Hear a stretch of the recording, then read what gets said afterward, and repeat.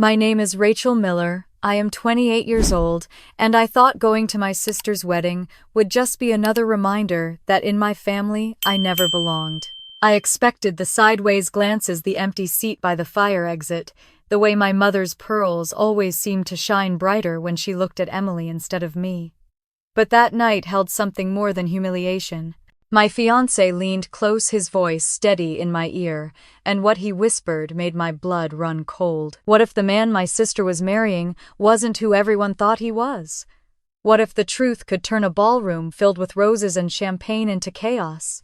Stay with me, because what I witnessed that night will make you question how far family pride can blind them and how fast one secret can change everything. I shifted in my chair, trying not to let the draft from the exit door bother me, but it slipped in cold and sharp, settling in my bones. The table felt like a punishment. I watched waiters circle the main floor with trays of champagne, each flute catching the glow of chandeliers, while mine sat empty. The hum of laughter swirled around me, a sound that should have felt like celebration but instead pressed heavy, reminding me of my place. A couple I barely knew slowed near my table, glancing down at my bread plate, then back at me with polite, strained smiles. They moved on without a word. I pressed my lips together and folded my hands in my lap. I had learned years ago how to sit through moments like this without flinching. My mother called it grace. I called it survival. Emily's voice carried across the ballroom, bright and musical, greeting another cluster of guests. She knew how to light up a room without even trying.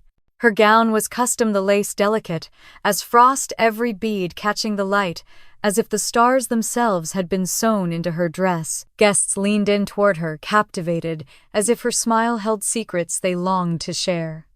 Jason, tall and polished in his tuxedo, looked like the perfect counterpart. They were the storybook pair, the image of a perfect future. I lowered my eyes to the dry bread in front of me. It wasn't about the food. It never was. It was about the message. You don't belong here, Rachel. Not at this table. Not in this story. Not in the family we show the world. Daniel's chair scraped lightly against the carpet as he settled beside me. He wasn't on the seating chart, but he didn't care. He rested his arm against the back of my chair, shielding me from the glances of passing guests. I tried to smile for him, but my throat was too tight. He leaned closer, his voice warm but low. Ignore them. I wanted to. God, I wanted to. But ignoring became harder every year. My mother returned to the head table, her pearls gleaming, her hand slipping easily into my father's arm. I watched her laugh at something Robert Langford said, tilting her head the same way Emily did. The resemblance between mother and daughter was striking. I had heard that my whole life. Emily is your mother's image. Emily is the one who takes after her. I wondered if anyone noticed that no one ever said who I took after. The music softened, and the clinking of glasses began as servers prepared for the first round of toasts. Emily's cheeks flushed as guests raised their glasses, her eyes shining. I should have been happy for her. She was my sister. But all I felt was the familiar heaviness of being set aside, the extra chair no one knew where to put. Daniel's hand found mine again, his thumb moving slowly over my knuckles.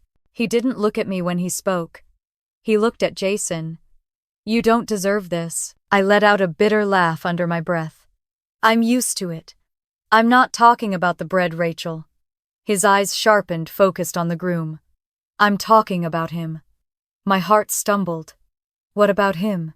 Daniel's jaw tightened. Something's off. I studied Jason, then really studied him.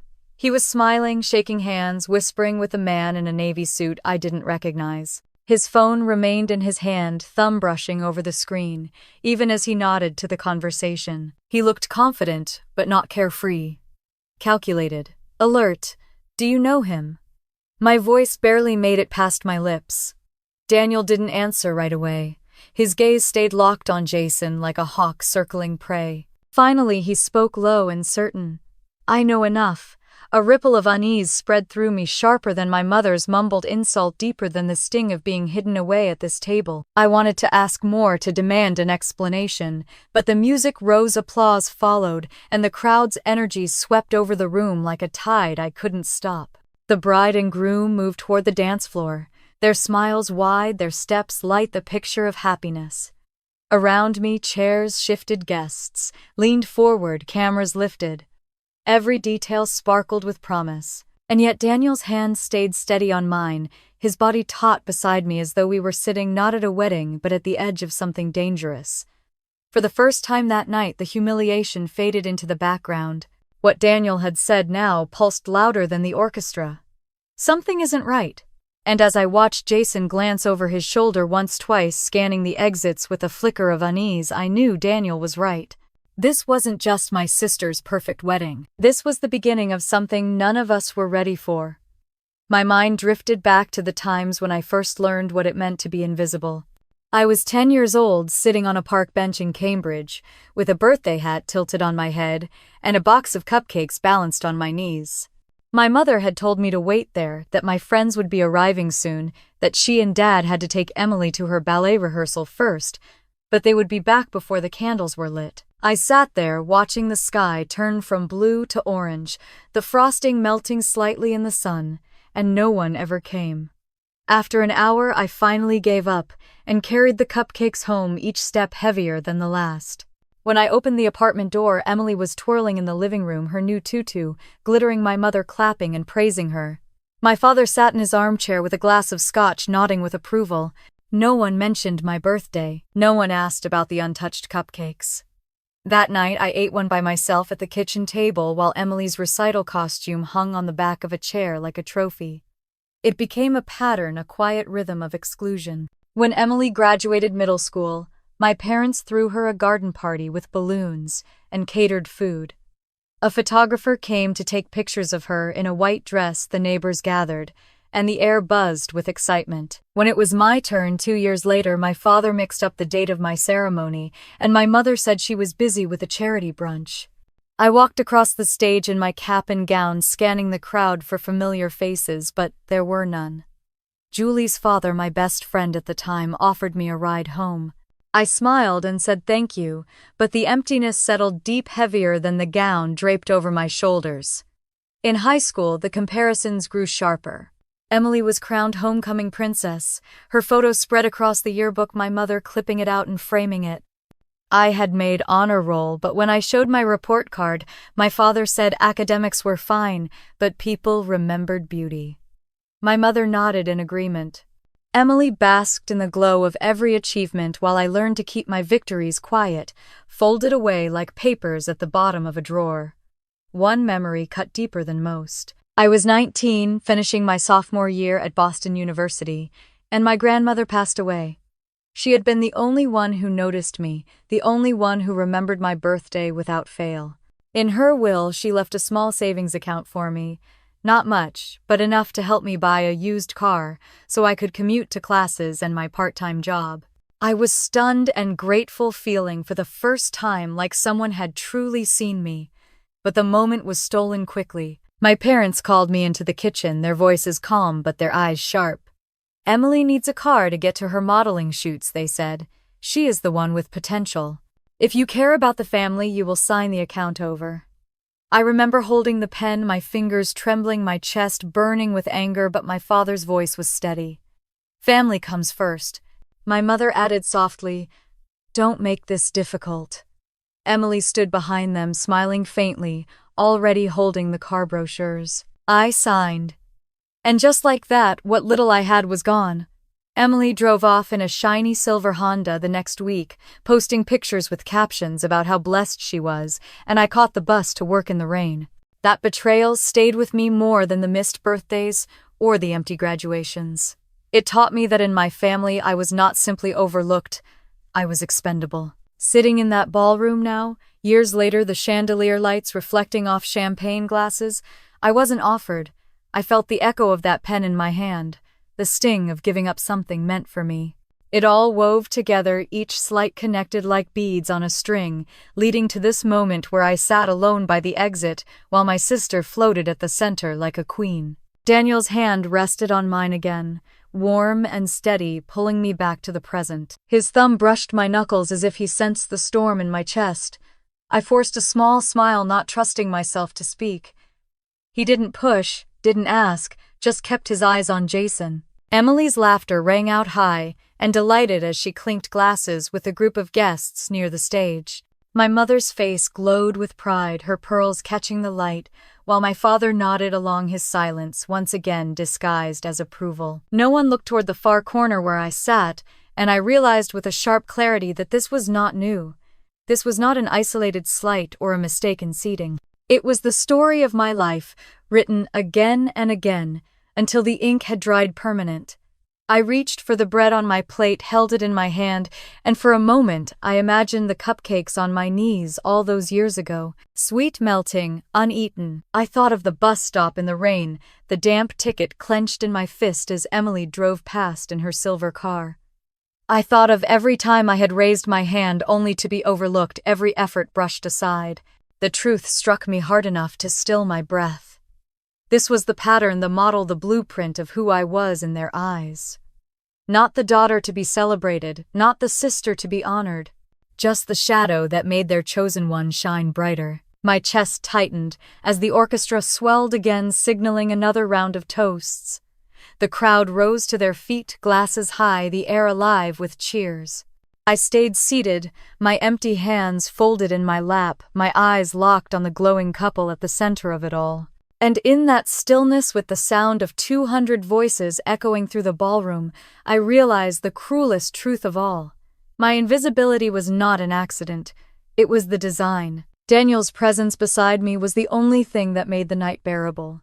He sat steady and calm, his dark suit pressed perfectly, his tie straight, his posture composed, as if he were meant to be in a room like this. But I knew better. He was not here for champagne and polite applause. He was here because he was mine, and somehow against everything I had grown up believing he had chosen me. I glanced at him as the guests raised their glasses again. His expression was controlled, almost detached, but his hand still covered mine as if to anchor me. I thought back to the months leading up to this wedding, how often his phone had buzzed with numbers. I didn't recognize how he had stepped outside into the cold night air to take calls in hushed tones. When I asked where he was going, he always smiled faintly and said, "Work, nothing to worry about. Work." That single word had become a wall between us. I knew he worked for the government, something in law enforcement, though he never told me details. The secrecy both unsettled and intrigued me. I was just a marketing associate at a software firm in downtown Boston. I spent my days drafting proposals, scheduling meetings, and wondering if anyone noticed my ideas. Daniel lived in a world of coded calls, late-night briefings, and a calm confidence that suggested he knew more than anyone else in the room. Sometimes I wondered why a man like him had chosen me, a woman so ordinary that even her own family dismissed her. There were nights I lay awake staring at the ceiling of our apartment, listening to the city traffic below. He would return past midnight, his shoulders tense, his phone still glowing. I would ask if he was safe, if it was dangerous, and he would press a kiss to my forehead and murmur that everything was fine. I wanted to believe him, but a quiet fear always lingered that one day he would leave and not come back. As I sat there in the ballroom, his profile outlined by the golden glow of chandeliers, I realized I had accepted his silence because it was the only place where I felt chosen. With him, I wasn't a shadow. I was Rachel, someone worth holding, someone worth protecting. He shifted slightly in his chair, and I noticed his eyes weren't on Emily or the champagne toasts. They were locked on Jason Langford. There was a sharpness in his gaze that made my skin prickle. He wasn't looking at a groom. He was assessing a threat. Jason stood near the stage arm, draped around Emily, his smile wide for the guests who circled him. He looked every bit the polished businessman, the heir to a respected construction family. But I noticed what Daniel saw too. His jaw clenched too often, his eyes moved too quickly, scanning the room, the exits, the faces. He laughed a second late, nodded too quickly as if rehearsed. Daniel's hand tightened on mine. I followed his gaze again and felt the shift in the air. For the first time, I wondered if Emily had any idea who she was marrying or if my parents were too dazzled by the Langford name to care. I leaned slightly toward Daniel. "You're staring." His jaw flexed. I know. I waited for him to say more, but he didn't. The music swelled again and a waiter passed by offering champagne. The tray never stopped at our table. I glanced at the bubbles rising in the glasses and felt that old sting of exclusion, but it faded quickly under the weight of Daniel's silence. Earlier that week I had caught him at our apartment, standing by the window phone, pressed to his ear, his voice low and urgent. I heard fragments, surveillance, movement, international. When he realized I was listening, he ended the call quickly and told me not to worry. He had pulled me close, then his arms strong, his voice steady, telling me I was safe. I wanted to press him for answers, but I didn't. My whole life I had learned that pressing for answers never brought me closer to the truth. It only widened the distance. Now, sitting in this ballroom with the sound of laughter and music surrounding us, I realized that whatever he had been hiding in those late-night calls was standing 20 feet away in a tuxedo, smiling for photographs. Emily's veil trailed behind her as she leaned into Jason, her hand resting on his chest. She looked blissful, radiant, certain she was stepping into a perfect life. My mother dabbed at her eyes, my father nodded with quiet approval, and the Langfords soaked in the admiration of Boston's elite. And yet Daniel's eyes never left Jason, sharp and unwavering. I whispered his name, hoping to break the intensity. He didn't look at me. He isn't who they think he is. His voice was low, almost lost beneath the orchestra, but I heard every word. A shiver ran down my spine. I opened my mouth to ask what he meant, but he pressed my hand tighter, his expression a warning. Not now. So I sat there in the dim glow, the music rising, the applause echoing, and for the first time that night I felt something stronger than humiliation. I felt fear. And when Jason turned his head, his eyes meeting Daniel's across the room, for the briefest moment I knew Daniel wasn't just imagining things. His stare was returned sharp and assessing, like two men, recognizing each other in a way no one else could see. The ballroom glittered like a palace from another century. Golden chandeliers dripped with light above 200 guests, their reflections scattered across mirrored walls and polished marble floors. Tall arrangements of white roses and lilies towered over each table, while servers in crisp uniforms floated through the aisles carrying silver trays of champagne. Every corner sparkled, every detail whispered wealth and importance, and for a moment I wondered how I had even walked through those doors without being turned away. Emily moved through the crowd like it was built for her. The lace of her gown shimmered under the lights, each bead carefully stitched to catch attention, each step measured and graceful. Her veil trailed behind her like a silk river, and every guest seemed eager to step into her orbit. She smiled and laughed as if her whole life had led her to this stage, and maybe it had. My mother Margaret stood near the head table, glowing with pride, one hand pressed delicately to her pearls, the other clapping for her daughter. She whispered to anyone within reach about Emily's beauty, Jason's power, and how the Millers and Langfords were now connected forever. My father Richard lingered beside her. His smile polite, his shoulders a little too stiff, as if he knew how fragile the image was, but dared not crack it. I sat at my lonely table by the fire exit, staring at my name card, trying to ignore the chill of being forgotten. The music rose, violins weaving through the air, and laughter filled the space. The scent of roses and champagne drifted around me, but none of it touched my corner. A coat rack leaned behind me, reminding me of where I stood in the order of things. I saw Aunt Carol making her way past, her dress simple compared to the sequin gowns around her, but her eyes warm and direct. She leaned down as if adjusting her shoe and whispered, "I always knew this was unfair to you, Rachel. Always." Then she straightened, gave me a soft pat on the shoulder, and walked away before anyone could notice. The words stayed with me, sharp and comforting all at once. She had noticed. Someone had seen what I had felt all my life. But I didn't have time to let the warmth sink in because Daniel shifted in his chair beside me. His gaze hadn't left Jason. The groom was laughing with a city councilman, now gesturing broadly with his glass, his phone still clutched in his other hand. His smile was too polished, too practiced. Daniel leaned close, his voice low enough that it barely cut through the swell of music. "Jason Langford isn't the businessman they think he is." The words chilled me. I turned my head to him, searching his face for any hint of doubt, but there was none. His jaw was firm, his eyes cold.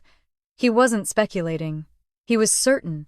I looked back at Jason, standing tall with Emily's hand looped through his arm, his tuxedo immaculate, his family gathered proudly at his side.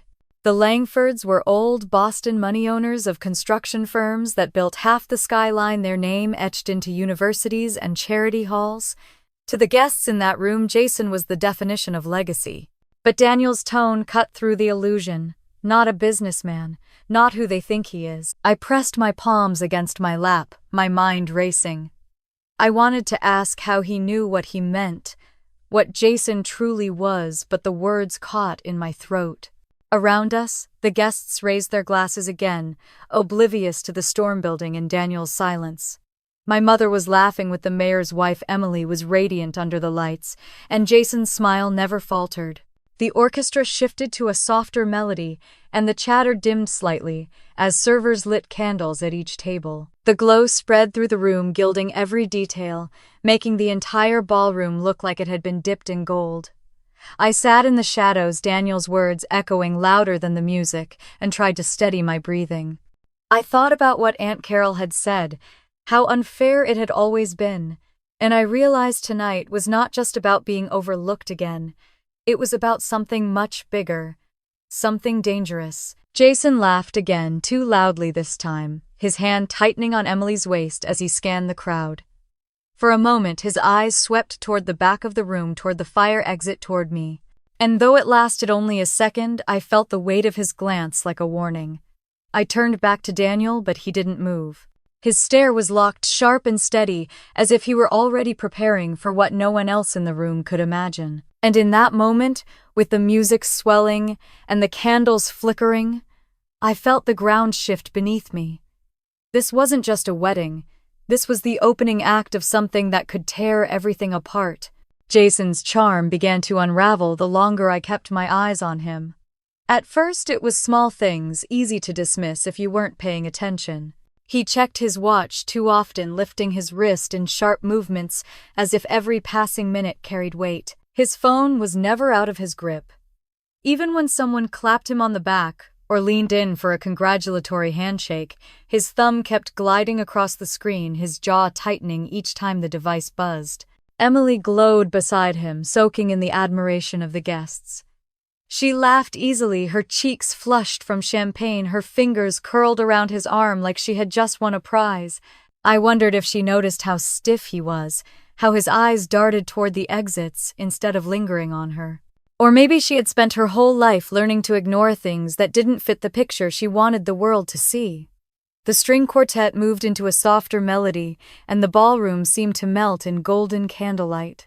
Guests swayed on the dance floor, their silk gowns brushing against polished shoes, their laughter ringing out above the music. It looked perfect from a distance, but the tension at the center of the room was becoming impossible to ignore. Daniel shifted beside me, his body angled toward Jason.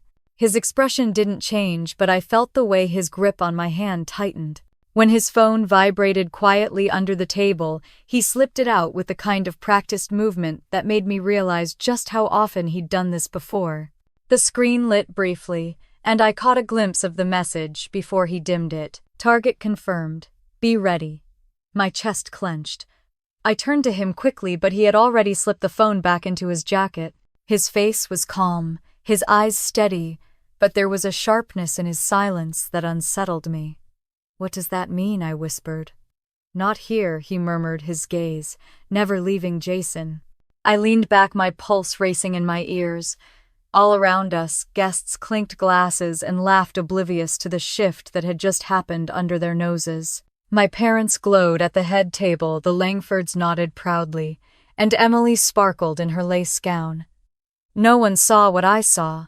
No one felt the tremor under the floor.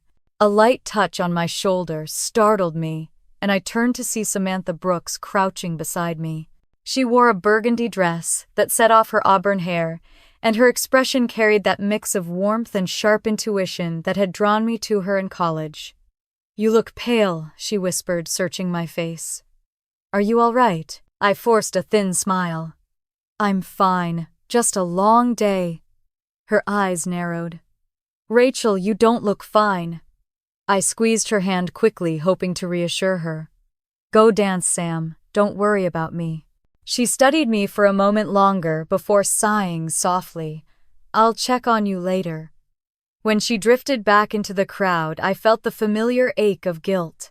Samantha had always been the one who tried to pull me out of the shadows, but tonight I couldn't risk dragging her into whatever storm was brewing. Jason moved, then excusing himself from a conversation with a councilman and slipping toward the edge of the ballroom. He pressed his phone to his ear as he walked, his shoulders rigid, his steps quick. I watched him disappear into a side hallway, the mask of charm slipping from his face the second he thought no one was watching. His jaw set hard, his brows furrowed, his eyes sharp and restless. For a moment he paused in the corridor, turning just enough for me to catch his expression. Gone was the polished smile. In its place was something colder, more calculating, the look of a man cornered. Daniel noticed too.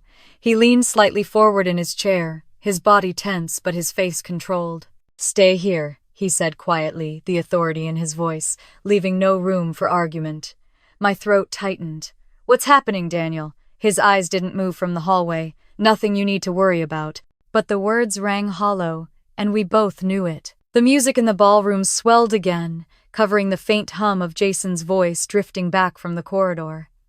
I couldn't make out the words, but the tone was clipped, urgent. His free hand clenched into a fist at his side, then loosened, then clenched again. He looked like a man negotiating something far bigger than wedding toasts and champagne flutes. Emily glanced around the room, once her smile faltering for just a second when she didn't spot her new husband. She smoothed her gown, lifted her chin, and turned back to her friends with another laugh, as if pretending hard enough would keep the cracks from showing. I sat frozen, every nerve on edge, the air around me heavier with each passing second.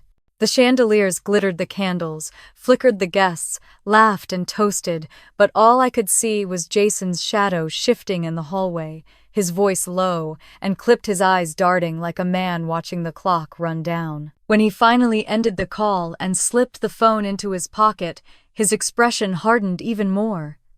For the briefest second, he glanced back into the ballroom, his gaze sweeping across the crowd until it landed on me.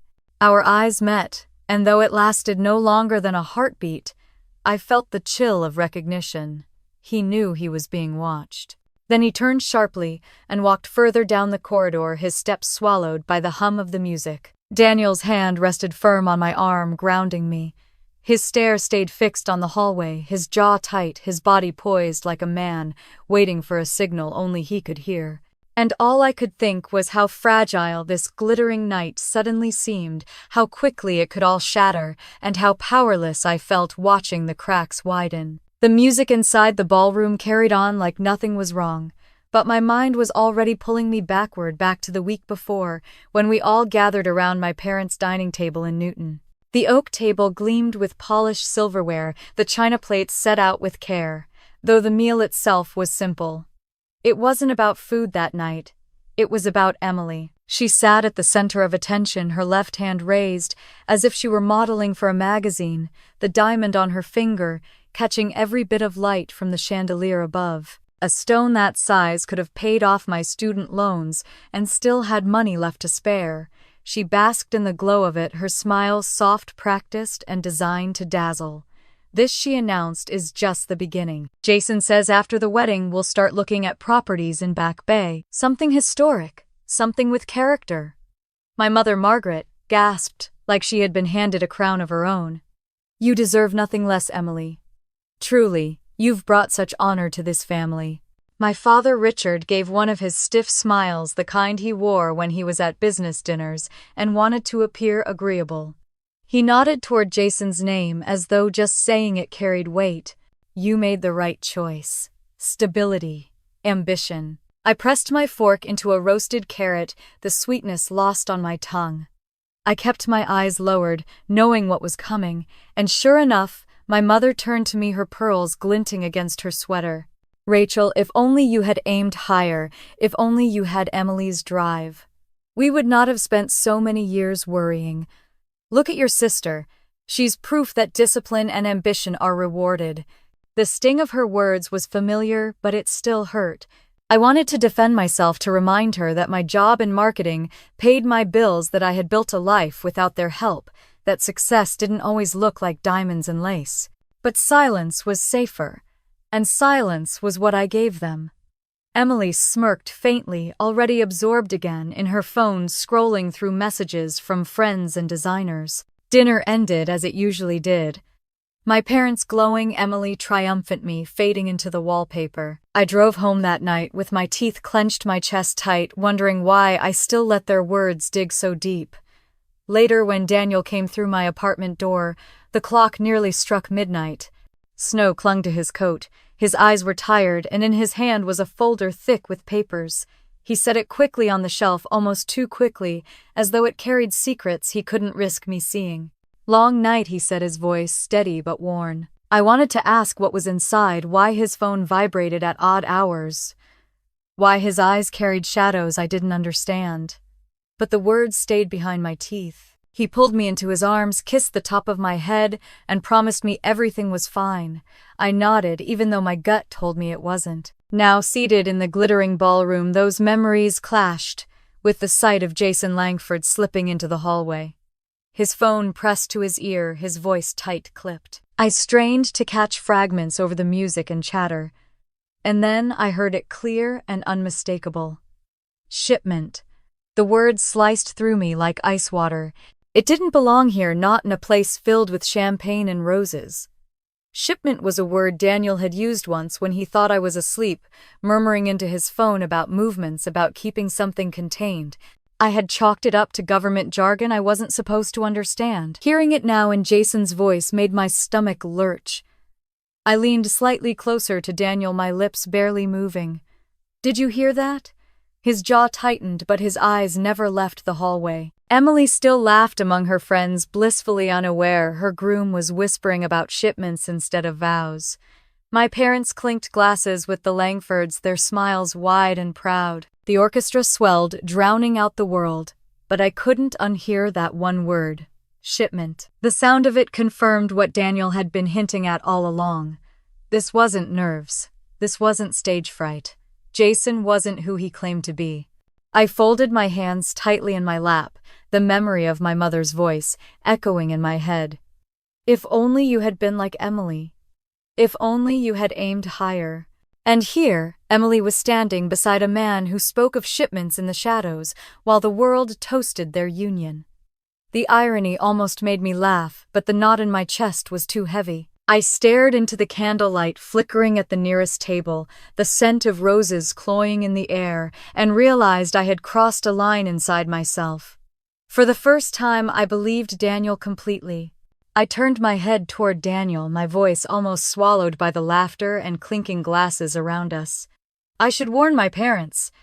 If they knew what Jason really was, maybe they could stop this before it got worse. Daniel's grip tightened on my hand, steady but firm, his eyes, never leaving the hallway where Jason had disappeared. Don't. They won't believe you. To them you'll sound jealous, like you're trying to ruin her wedding. The words stung because they were true. My whole life, every time I pointed out something wrong, it was twisted into envy. When Emily dated a boy who openly cheated, I told her she deserved better. She screamed that I was bitter. When she came home from college bragging about friends who used her for her money, I tried to warn her. My mother scolded me for trying to take her joy. Even when she announced her engagement to Jason after knowing him less than a year, I asked if she was sure. She told everyone I was jealous and couldn't stand her happiness.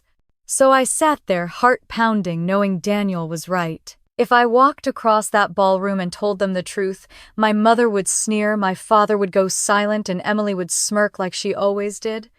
They would never listen. Daniel's voice was low but sharp.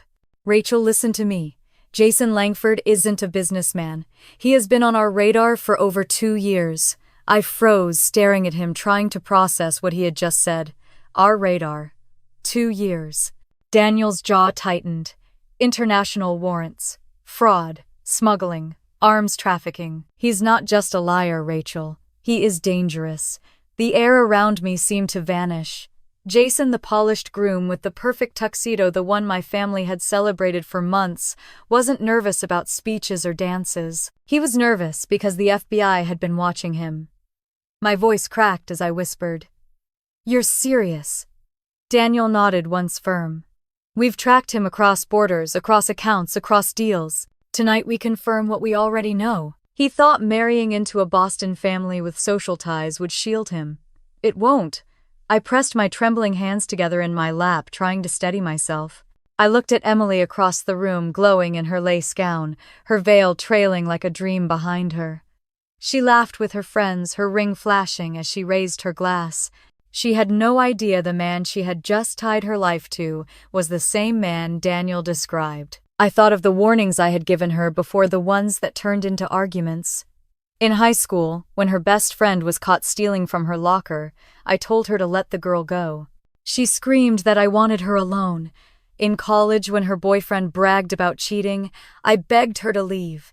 She accused me of being unable to handle her happiness. Last year, when Jason came into the picture with his fast smiles and vague answers, I asked if she knew anything about his past. She called me bitter in front of our mother. Now I knew. I had been right all along, but no one would ever admit it. Daniel's voice broke through my thoughts, steady, controlled. "This isn't just about Emily. If he senses anything, if he realizes we're here, this room could turn in seconds." I glanced around at the 200 guests, their glasses raised high, their laughter echoing under the chandeliers. My parents sat proudly at the head table, their faces glowing with approval, blind to the truth looming over them. Aunt Carol smiled politely to neighbors, her eyes occasionally flicking toward me with quiet sympathy. And Emily stood at the center of it all, her gown glittering, her joy untouched. I wanted to stand and shout it across the room to tell them their perfect night was a lie. But Daniel's hand pressed on mine again, grounding me. His whisper carried a warning. "If you speak now, he'll know we're onto him. You'll put everyone in danger. Danger." The word chilled me more than the air drifting from the fire exit behind me. I watched Jason reappear in the corridor, phone still in hand, his expression hard. I couldn't hear everything he said, but one word carried back clear enough to slice through the music. "Shipment." I stiffened. Daniel's eyes flicked to mine sharp, and for the first time I didn't need him to explain. Jason wasn't talking about wedding gifts or deliveries. It was the kind of word Daniel used when he thought I was asleep, murmuring into his phone about intercepted cargo or coordinated movements. Emily's laughter rang out again across the ballroom, the sound jarring against the reality pressing in on me. I wrapped my arms around myself and shivered. All those years my family told me I was jealous, that I only wanted to tear her down. But the truth was right in front of us, dressed in a tuxedo, hiding crimes behind a smile. I stared at the chandeliers, at the glittering glasses, at the roses spilling from their vases, and I understood with a sick clarity. This was not a wedding anymore. It was a powder keg. One wrong move, and the celebration my parents had built their pride on could become a battlefield. The clinking of silverware quieted as Robert Langford rose from his seat at the head table. He was a tall man with a voice built for podiums, not weddings. The room hushed the moment he tapped his glass, the strings fading into silence, all 200 guests turning toward him. Tonight, he declared, we celebrate not just the union of two people, but the joining of two legacies. The Langford family is honored to welcome Emily into our circle, and we are grateful for the Millers who raised such a remarkable young woman. Applause swelled polite and practiced bouncing off the mirrored walls. My mother Margaret glowed as though the speech were written for her alone. She sat straighter in her chair, pearls gleaming under the lights, her hand resting delicately on the stem of her champagne glass. She leaned forward slightly, catching my eye across the room. The smile she gave me was small, sharp, almost imperceptible to anyone else. It wasn't a smile of pride. It was triumph, the kind that said, "See, Emily is everything you could never be." My chest tightened. I forced my gaze back to Robert, his words pouring out like a sermon full of gratitude, honor, legacy. But all I could hear were the whispers beginning to spread among the tables. Poor Rachel. Sitting all the way in the back. Did they even put her on the guest list properly? She looks like she doesn't belong here. The words drifted in fragments, carried on champagne bubbles and soft laughter. My cheeks burned, though I had learned long ago how to keep my expression still. I traced the rim of my empty glass, watching the golden chandeliers blur as tears pressed at the corners of my eyes. Robert lifted his glass high. To Jason and Emily, may their future be as bright as the room we stand in tonight. The toast was met with cheers and clinking glasses. My mother laughed too loudly, her hand brushing Emily's arm, her eyes still cutting back to me with that smug satisfaction. My father Richard smiled thinly, nodding along as though agreeing with every word. I sat in silence, invisible, while my sister basked in the glow of 100 admiring eyes. Then Daniel shifted beside me. His hand brushed against my arm, steadying me, pulling me back from the fog of humiliation. I turned toward him, ready to whisper something, anything but the movement he made stopped my breath. Slowly, carefully, he reached into his jacket. His fingers slipped into the inner pocket, and for just a moment he tilted the fabric open far enough for me to see the leather badge holder resting against his chest. The gleam of gold and the unmistakable letters seared into my vision. FBI. I froze. The air seemed to vanish from my lungs. Every suspicion, every late-night call, every vague explanation suddenly locked into place. The man sitting beside me, the one who had chosen me when no one else did, wasn't just a government employee with a secretive job. He was an agent. And he was here for Jason. Daniel closed his jacket, calmly, his face betraying nothing. His hand covered mine once more, his voice low enough that it barely reached me. Now you understand. My heart hammered in my chest. I wanted to ask 100 questions, but the weight of what I had just seen pinned me silent. Around us guests cheered, the orchestra struck up another melody, and Emily's laughter rang across the ballroom. None of them knew the truth, sitting quietly at my side. I glanced back at Jason. He had returned from the hallway, slipping seamlessly into the glow of the ballroom again. He raised his glass, his smile polished his voice, booming with gratitude as he thanked the guests for their presence. But his eyes, even as they scanned the room with warmth, darted quickly toward the exits, toward the shadows, where Daniel's focus never wavered. The roses on the tables gleamed in the candlelight, the crystal glasses sparkled, and the air smelled of champagne and wealth. But beneath it all, I felt the tremor of something darker, something ready to break through the surface. I sat perfectly still, Daniel's steady hand grounding me my mind, reeling with the truth that had just been revealed. The man my sister had married was not who he seemed. And the man I had chosen to love was not who I thought he was either. For the first time, the lines of family loyalty and truth blurred into one chilling certainty. This night would not end the way anyone expected. The glitter of the chandeliers washed over the ballroom, disguising the tension that was crawling beneath the surface. Guests clapped politely at another long-winded toast, their voices rising with laughter that felt rehearsed, practiced, hollow. The orchestra played on violins, sweeping sweetly, as though this was the safest place in the world. But my stomach knew better. Something in the air had shifted, brittle and sharp, ready to break. The microphone drifted closer, passed between manicured hands and polished smiles. Compliments about Jason's charm, Emily's beauty, the blending of two remarkable families. Each word piled like frosting on a cake, already too sweet, already hiding something rotten inside. My fingers dug into my lap, my eyes darting to Daniel. He was still watchful, his jaw set. Then the microphone reached him. Daniel rose, and the sound of his chair scraping across marble cracked through the noise. Heads turned curious, expectant. They thought they were about to hear another neat little speech. Maybe something sentimental from the quiet fiancé at the back. Instead, his voice rang out clear, steady, and final. Jason Langford. The room froze. You are under arrest. It was like the chandeliers above shattered without breaking. Gasps tore through the air, a woman screamed, a glass hit the floor with a crash. The orchestra stopped mid-note, their bows suspended in mid-air. Jason's smile faltered, his champagne flute tipping in his hand. His eyes darted to Daniel, then to the doors, then back, his lips pressed tight. And then the side doors flew open. Agents surged in dark suits, weapons raised, voices booming with authority. FBI, step away. Hands where we can see them. "Clear the area now." Chaos erupted. Guests shrieked, chairs toppled, gowns swished against the carpet as people stumbled toward exits. Waiters dropped silver trays, champagne flooding the floor. The orderly, glittering celebration dissolved in seconds into pure panic. Jason froze, then moved. The glass fell from his hand and shattered, and his arm shot under his jacket. I saw the glint before my brain caught up. A gun. The ballroom erupted with shouted commands. "Drop it! Drop the weapon! Now!" Jason raised his arm, his face twisted with something raw and dangerous. His hand shook, but the gun was steady enough as he leveled it at the agents closing in. His chest-heaved sweat slicked his forehead, his polished groom's mask gone. In his place stood a cornered criminal. Emily's scream split the air. "Jason, please." She lurched forward, her veil trailing her gown heavy and awkward as she stumbled. Her bouquet slipped from her hand, roses scattering across the carpet. Her voice cracked.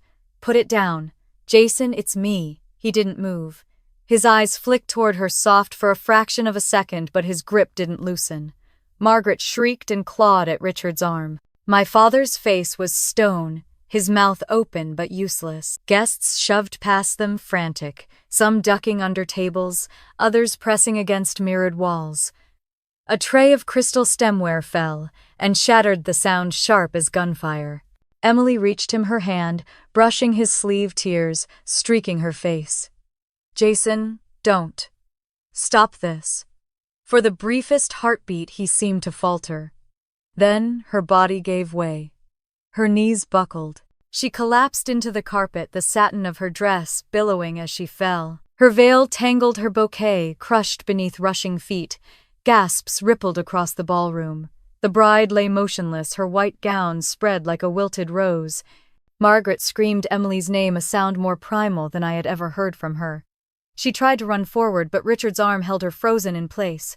My father's eyes were wide, his face ashen, the pride drained out of him. Jason stared down at Emily, his mask cracking into horror for just an instant. His lips parted like he might speak, but instead his hand jerked higher, the gun swinging back toward the agents who had fanned out around him.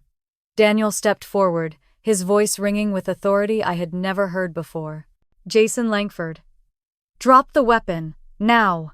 The ballroom glittered around us like some cruel stage set. Roses spilled from toppled vases, champagne dripped into the carpet, the scent of fear sharp as smoke. Guests crouched, sobbed, whispered frantic prayers. And in the center, Jason stood armed. My sister lay collapsed, my parents broken, and Daniel's calm voice cut through it all. The night my family had wanted to be perfect had already shattered. The only question was how far it would fall before it ended. The ballroom exploded into chaos. Screams overlapped chairs, toppled glasses shattered across the marble floor, and the chandeliers above swayed with the stampede of 200 frantic guests. The music had died, but the echo of fear was deafening. Agents shouted commands, their weapons trained on Jason, their movements swift and coordinated. Guests shoved one another in their rush to escape, gowns tangling tuxedos, ripped children crying. The scent of champagne and roses mixed with sweat and terror. Jason fired. The crack of the gunshot split the room, sending people diving under tables and crawling across the floor. The bullet buried itself in a wall of mirrors, spraying shards across the crowd. A woman screamed as glass rained down over her sequin dress. The agents advanced, forming a line, their voices cutting through the panic. "Drop it, Jason. Put the gun down now." But Jason was wild-eyed, his chest heaving, his voice hoarse with fury. "Stay back! Stay away from me!"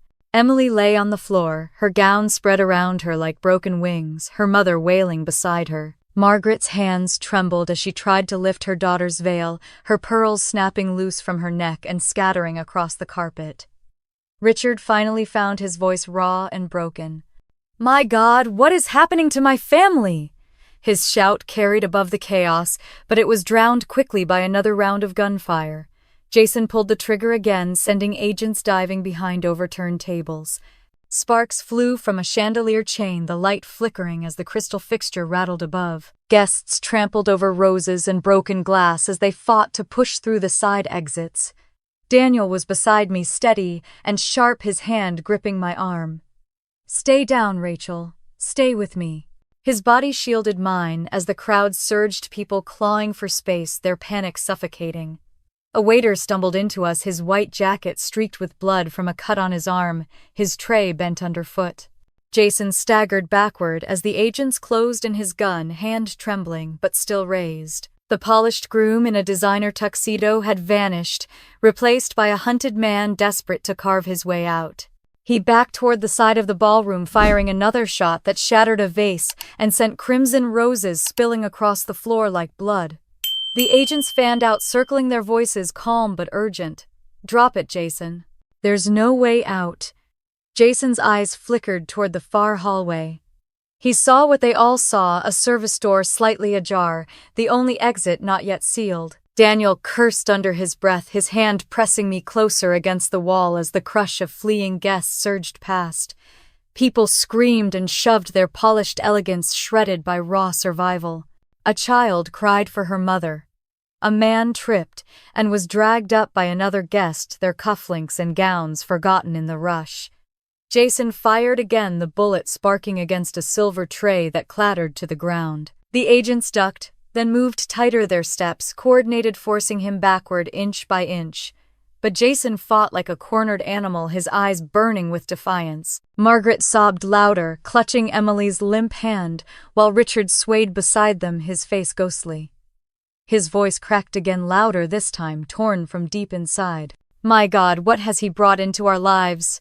No one answered him. The answer was written across the chaos, across the toppled tables and shattered crystal, across the collapsed bride and the armed groom fighting against justice.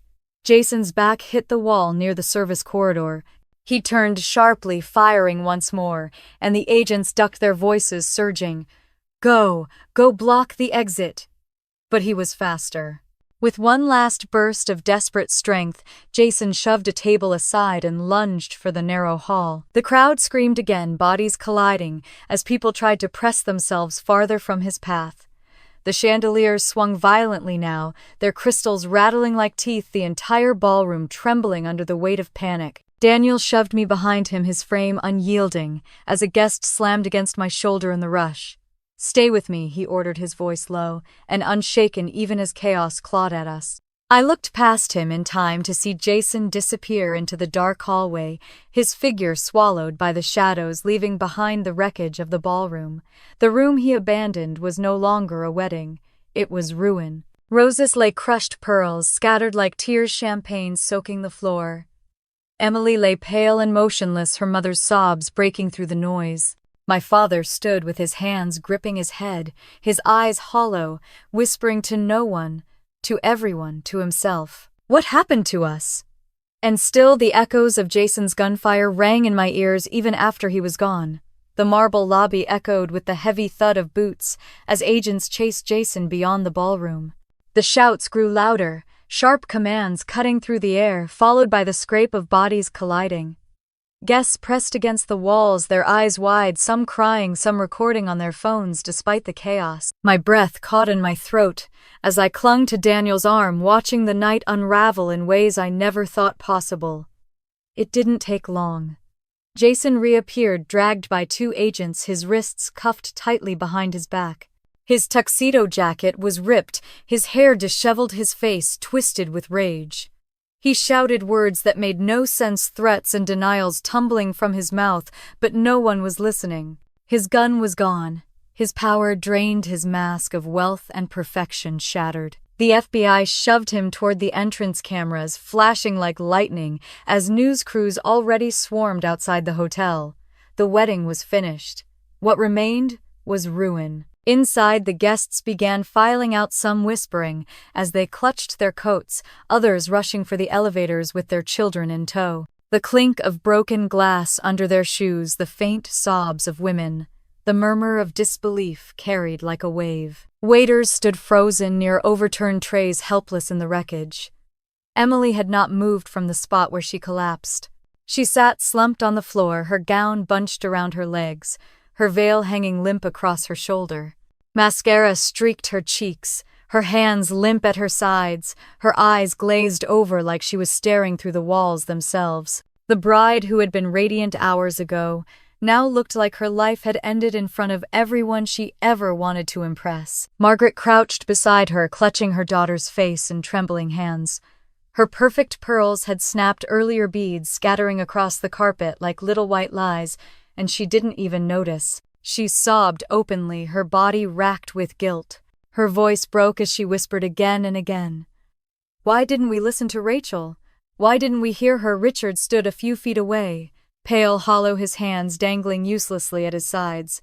His mouth opened, but no sound came. When at last he did speak, his voice cracked so violently that it startled those around him. "What happened to my family? My God, what happened to us?" He looked at me then, his eyes full of shame before dropping his gaze to the ruined carpet.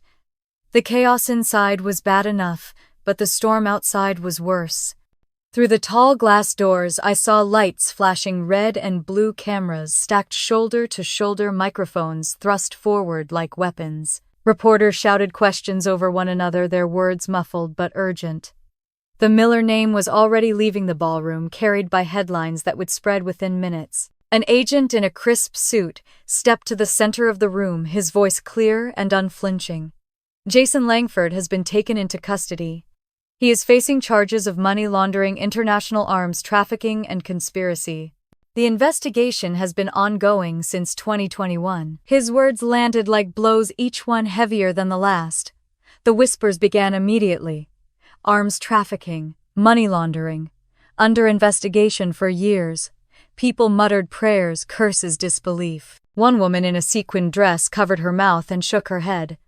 A man near the back scoffed and said he knew the Langfords were too good to be true. Robert Langford's face was ashen. He stood apart from everyone, his jaw set so tightly the muscles trembled. His eyes burned with humiliation as he listened to the charges being read aloud. Then, with a curt motion to his assistant, he turned. His voice was sharp, loud enough for half the ballroom to hear. "This marriage is finished. The Langford family severs all ties with the Millers immediately."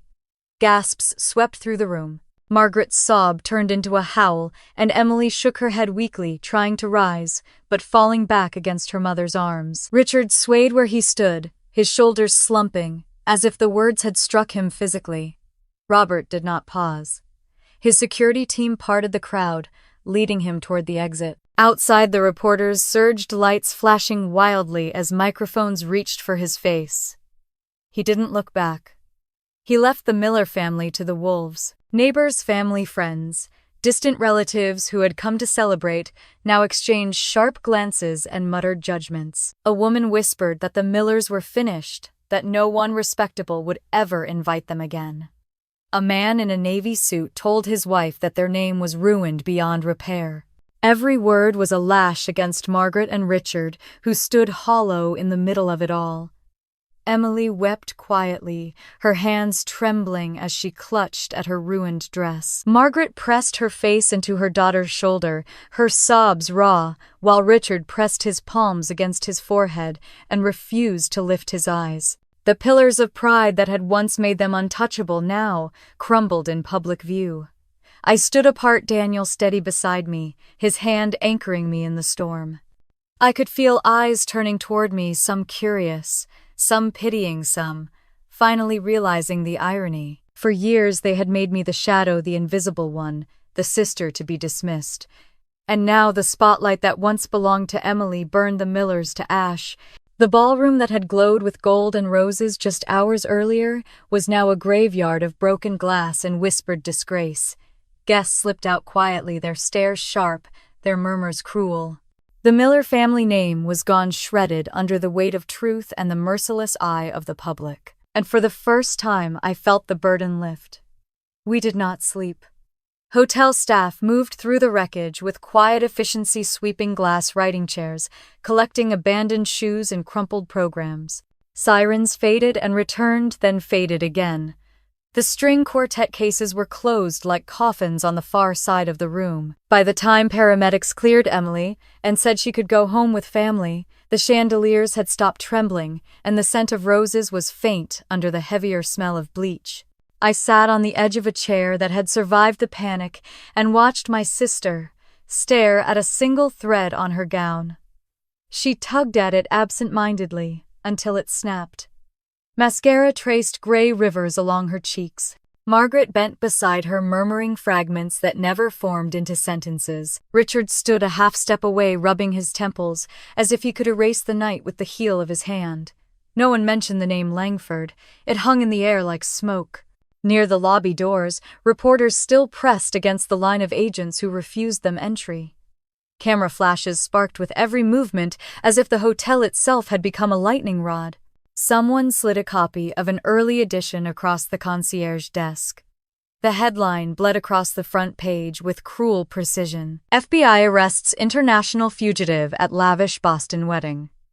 A smaller line beneath it named the Beacon Grand and featured a blurred photo of Jason in cuffs. I did not look away. I wanted the truth, in ink heavy and undeniable, something my mother could not edit and my father could not silence.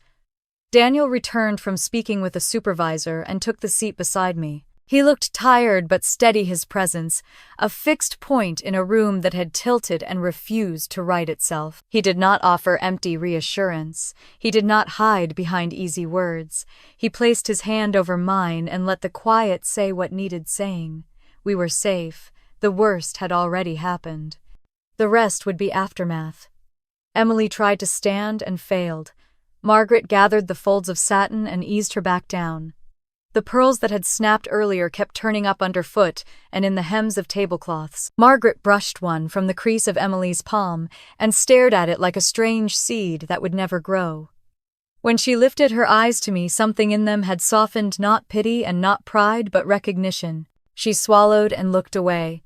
The apology did not come, not yet, but the shape of it existed between us. Richard drifted closer, his shoulders bowed. He cleared his throat and then cleared it again, as if sound could not find the path. When he finally spoke, his voice was thin. I thought I was protecting this family. He stopped there, unable to go further. The sentence sat unfinished, but I did not need the rest. The man who preferred silence had met the one thing it could not contain. An agent approached with paperwork for statements. Daniel handled most of it, answering in the careful cadence I had come to recognize as his professional voice. I added what I had seen and what I had heard, the word shipment, the look in Jason's eyes when he scanned the exit. Writing it down made it real in a way the chaos had not. Ink pinned it to time. Outside, the sky paled toward morning. The reporters did not thin, they multiplied. More headlines would follow by breakfast. By noon, there would be talk radio segments and op-eds and neighbors pretending they had always known. Karma does not ask for permission. It simply arrives, sometimes late, sometimes with an audience. We finally rose to leave the ballroom. Staff held the door for us, their faces courteous and careful. Margaret took Emily's arm. Richard took Margaret's bag with a kind of clumsy reverence. We moved as a small procession through the lobby where floral arches looked absurd, now stray petals sticking to the soles of shoes. Near the revolving doors, Margaret stopped. She turned to me, not dramatic, not grand, just a woman who had run out of ways to pretend. Her voice was rough. I see it now. The years. You. We should have listened. She faltered and then gave a single small nod, as if signing a document that had been in front of her all along. It was not absolution, but it was a beginning. I returned the nod and did not push for more. I had learned the hard way that a seed needs quiet to root. We stepped into the dawn. Cold air washed the hotel's perfume from my skin. Sirens had stilled. Traffic whispered along Beacon Street. Across the road, newspaper stands already carried the story that would follow our family for years. I watched a passerby pause, read the headline, and shake his head before walking on. To him, it was a scandal. To us, it was a reckoning. Back in our room, Daniel loosened his tie and sat on the edge of the bed. I stood at the window, palms against cool glass, the city waking in slow bands of light.